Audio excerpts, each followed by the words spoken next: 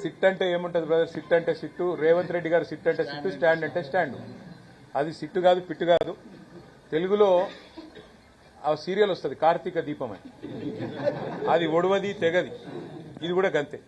2 ఏళ్ల కింద రేవంత్ రెడ్డి పాపం పరిపాలన రాదు, చేత కాదు, అసమర్థుడు, ఇచ్చిన హామీలు నిలబెట్టుకునే తెలివి లేదు. 420 హామీలు ఇచ్చి అడ్డగోలు అబద్దాలు చెప్పి అధికారంలోకి వచ్చారు.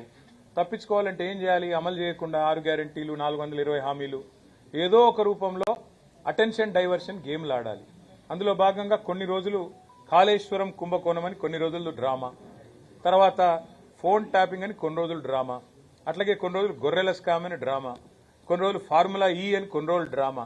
ఈ 2 ఏళ్లు ఈ డ్రామాలు, క్రైమ్ కథా చిత్రాలు, హారర్ చిత్రాలు తప్ప రేవంత్ రెడ్డి గారి ప్రభుత్వం సాధించింది, ప్రజలకు ఇచ్చింది ఏమైనా ఉందా? దయచేసి మీరు కూడా, మీడియా సోదరులు కూడా ఆలోచించాలని నేను కోరుతా ఉన్నా. ఇవాళ మమ్మల్ని మన హరీష్ రావు గారు వారి బొగ్గు కుంభకోణాన్ని బయటపెట్టినారు.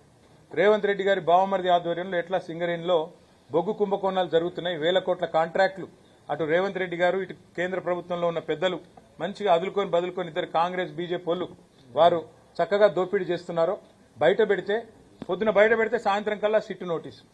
నేను అందుకే అంటా ఉన్నా, ఇవాళ సిట్టు వేయాల్సింది ఎవరి మీద? పొంగులేటి శ్రీనివాసరెడ్డి రాష్ట్ర రెవెన్యూ శాఖ మంత్రి, వారి కొడుకు గూండాగాళ్ళం తీసుకొని పోయి భూములు కబ్జా చేస్తా ఉన్నాడు, ప్రైవేటు భూములు. వారి మీద సిట్టు వేయండి. ఇవాళ రేవంత్ రెడ్డి గారి బావమరిది సృజన్ రెడ్డి డైరెక్ట్ గా బొగ్గు కుంభకోణాలు చేస్తున్నాడని ఆధారాలతో చూపెడితే వారి మీద సిట్టు ఉండదు, ఏ విచారణ ఉండదు. కనీసం బీజేపీ వాళ్ళని ఆశ్చర్యం అనిపించింది కిషన్ రెడ్డి గారు మాట్లాడితే. ఆయన అంటున్నాడు, ఏది రాష్ట్ర ప్రభుత్వం కంప్లైంట్ చేస్తున్నట, ఈయన సిబిఐ విచారణకు ఆదేశిస్తారట. అంటే ఎట్లుందంటే ఇది పట్టపగలే దోపిడీ చేసిన దొంగ, నేను దొంగతనం చేసిన అనుభవం ఇవ్వడం చెప్తాడా పోలీస్ స్టేషన్లో? దొంగ అని చెప్పి మేము ఆధారాలతో సహా చూపెడుతుంటే కాదు కాదు కాదు దొంగనే ఫిర్యాదు చేయాలి, చేస్తే మేము విచారణకు ఆదేశిస్తాం.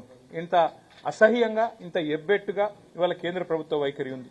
అమృత్ స్కామ్లో సృజన్ రెడ్డి గారి కంపెనీకి అర్హత లేకపోయినా కేంద్ర ప్రభుత్వ పథకం అమృత్లో వీళ్ళ బావమరిది రేవంత్ రెడ్డి గారి బావమరిది ఇవాళ కాంట్రాక్ట్లు ఏవైతే దక్కించుకున్నారో ఆధారాలతో సహా నేను పోయి ఢిల్లీకి పోయి కేంద్ర పట్టణాభివృద్ధి శాఖ మంత్రికి ఇచ్చినాను.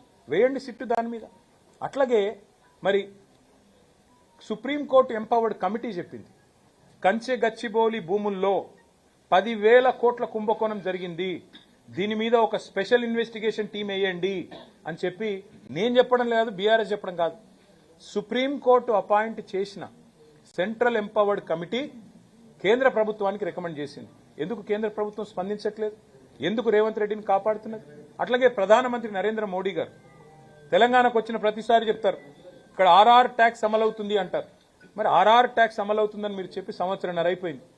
రేవంత్ రెడ్డి గారు, రాహుల్ గాంధీ గారు దోపిడీ చేస్తున్నారని మీరే చెబుతూ, మీ కేంద్ర హోంశాఖ మంత్రి అమిత్ షా గారేమో తెలంగాణ ఏటీఎంగా మారిపోయింది కాంగ్రెస్ అని స్టేట్మెంట్ ఇస్తారు. మరి దొంగలు పట్టుకోవాల్సింది హోంమంత్రే కదా, పోలీసు వాళ్లే కదా. ఏటీఎంగా మారింది తెలంగాణ అని చెప్తారు, సిట్టు మాత్రం ఉండదు. అట్లాగే మీరు ఆర్ఆర్ ట్యాక్స్ అంటారు, దాని మీద సిట్టు ఉండదు, దాని మీద విచారణ ఉండదు. బొగ్గు కుంభకోణం జరిగిందయ్యా అని చెప్పి ఆధారాలు ఇస్తే దాని మీద సిట్టు ఉండదు. మమ్మల్ని మాత్రం పిలుస్తున్నారు. తప్పకుండా మేము ఏ తప్పు చేయలేదు కాబట్టి, మేము ఏ రకంగా కూడా ఎవరికి నష్టం చేయలేదు కాబట్టి ముమ్మాటికి పోతాం. కాకపోతే ఒకటి ఉంది, ఇప్పుడు ప్రభుత్వాన్ని నడిపేటప్పుడు ఇవాళ రేవంత్ రెడ్డికి కూడా తెలుసు, పోలీసులు ఒక పని ఎప్పటికప్పుడు చేస్తూనే ఉంటారు 24/7. ఏంటిది అది? ఇప్పుడు మా ఎమ్మెల్యేలను కొంటూ 50 లక్షల రూపాయలతో ఒక సన్నాసి దొరికిండు 2015లో. ఒక సన్నాసి మా ఎమ్మెల్యేలను కొంటూ 50 లక్షల రూపాయలు పట్టుకొని బ్యాగులో మా ప్రభుత్వాన్ని కూల్చాలని కుట్ర చేస్తూ దొరికిండు. మరి ప్రభుత్వాన్ని కూలగొట్టే కుట్రలు ఎవరైనా చేస్తే వాళ్ళ ఫోన్లు పోలీసులు ఏమో నిన్నరేమో, నాకేం తెలుసు. అట్లాగే ఇంకెవరన్నా అట్లాంటి పనులు చేసిండ్రేమో, పోలీసులు వినరేమో, మంత్రులకు ఏం తెలుస్తుంది, ప్రభుత్వంలో ఉన్న వాళ్ళకి ఏం తెలుస్తుంది. ఇంకొక విషయం కూడా మీకు చెప్తున్నా బ్రదర్, ఇది మీరు గుర్తుపెట్టుకోండి.